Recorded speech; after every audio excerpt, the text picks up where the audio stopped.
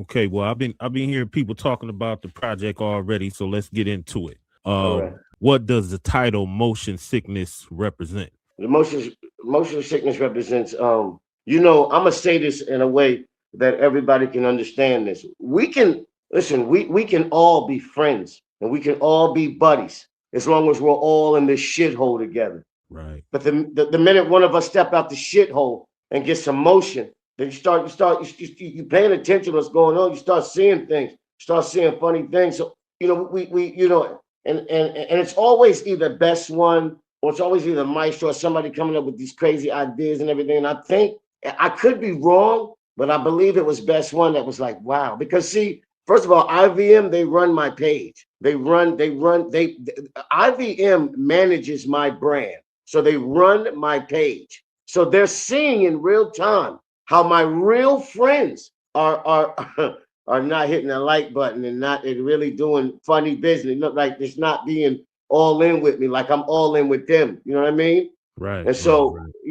the people who market and promotion, they market my brand, they're seeing this in real time on Instagram. They're seeing it. And then I think it was Maestro, not my, I think it was Best One that said, yo, you know what? This is, you should name the album Motion Sickness. You caught some motion and cats got sick, bro. And that's kind Right. of, why we went there with it, basically. Yeah, that's funny. I don't know. I don't know if I got it from seeing your advertisement, but I tease my younger family members. I tell them they got motion sickness watching me do what I do. I just be joking with them, but I, I'm, Some motion sickness. I'm wondering if I saw your advertisement and that got popped in my head. Is there Yeah. a overall theme or concept behind the project? The overall thing behind the project is okay. That's a very very important question that you asked because the theme around the project is full and total independence. Okay. That's what the whole project is about. I mean, yo, guys, the project is so important about that is that as an independent artist, bro, every dime and every quarter collected is very, very important.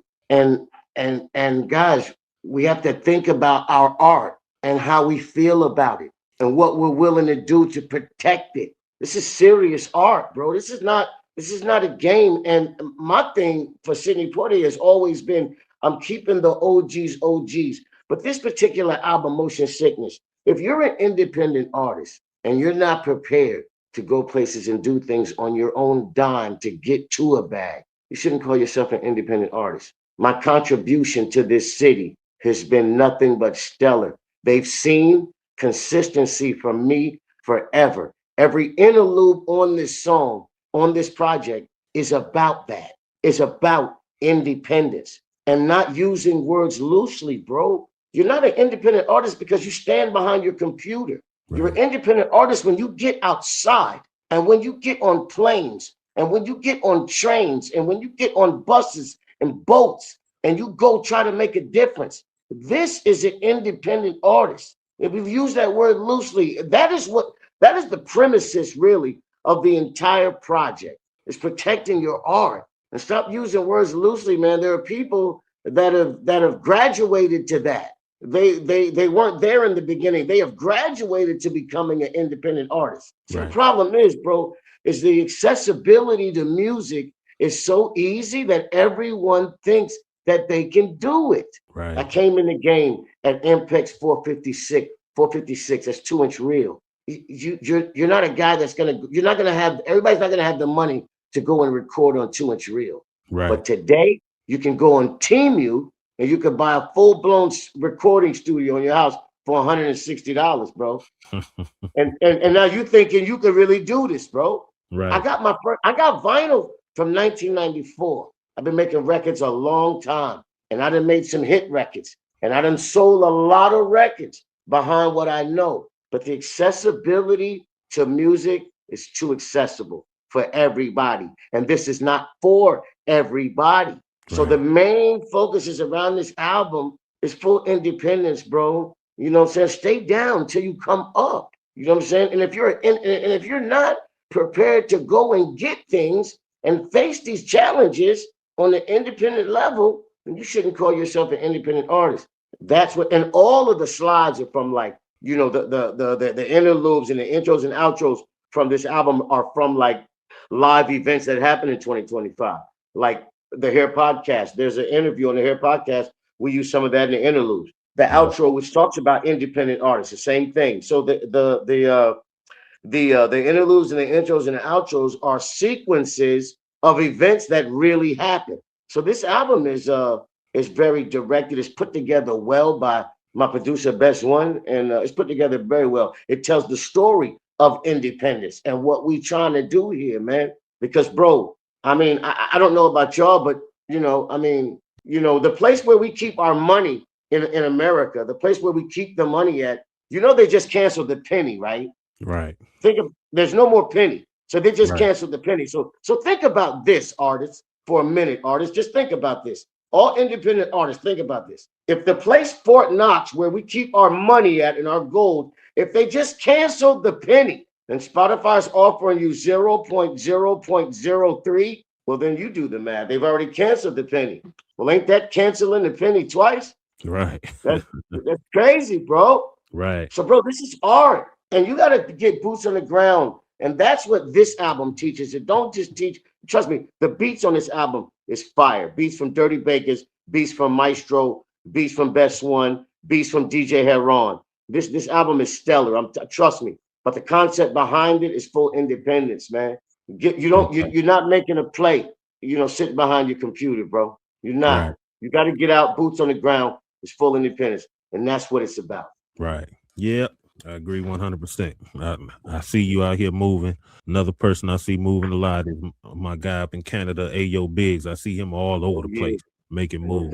What was the mindset that you had when you was recording this project? The mindset was, okay, I think Al told me, said, yo, so I had ideas and thoughts in my head in Miami while Art Basel was going on. I knew after Art Basel, after we did this with Clockwork and Benny and all of them, and I knew that I was going to have to start working on this album. And so after that weekend in Miami, I think I took like a 5-day break just from Miami because we needed 5 days. And then I started working on. So the mindset was, so if you look at the Art Basel performance in Lincoln's Bid, bro, they're walking me through the crowd. It looked like a prize fight. Did you see it? Yeah. It looked like a prize fight, the way the low life dudes just walking me through the crowd, bro. So that was my mindset going into Motion Sickness. Like, whoa, this is big. So we can't stop. We gotta keep the momentum. And so really Art Basel was really my mindset going into Motion Sickness. And also it was my 6th studio album. And also there's more solo songs on this project. There's more solo songs with just me on this project than almost any of the projects I did, except for my first project. But I can tell you this, the reason why is because I really touched down with myself on this particular project. And people ask me all the time, you're Cydney, why did you have all the pieces that you had? Okay, you have to understand, I changed my name. Right. I sold 500,000 records under my own name, but I changed my name. So I had to come play. I had to get Thurston Howell on a record. I had to get Wordsworth on a record. I had to go get Shabam Sadiq. I had to go get K Solo Cannabis. I had to jump on that joint with Papoose and Cool G Rap. I had to get on that because I changed my name. And so I reinvented myself. So nobody knew who I used to be. So I had to play with these guys until I got my weight up. I had to be humble. If you've been where I've been, and you got to go into the underground and play now, it can be a bit like, damn, I might have felt like I done accomplished something in this game. I performed at legendary spots overseas and did all this and world tours and tours with Del the Funky Homo Sapien and Souls of Mischief and the Coop and all of it, doing a whole West Coast thing. But I changed my name, and so I had to come play again. And so I was humble with it. You know what I'm saying? And I played. And stayed down till I came up. So, that's how that went, man. And to this day I'm humble. But I've only been, I've been Cydney Poitier for only 6 albums. You got cats out here that have been who they've been their whole career. Right. And look at my vibration. Look how I'm moving. This is only my 6th studio album under my new name. we're pretty happy about it, bro. And we are excited. We're doing our job. So yeah, if you seeing it and you seeing me, I'm everywhere. Right. So we excited, man. Real talk.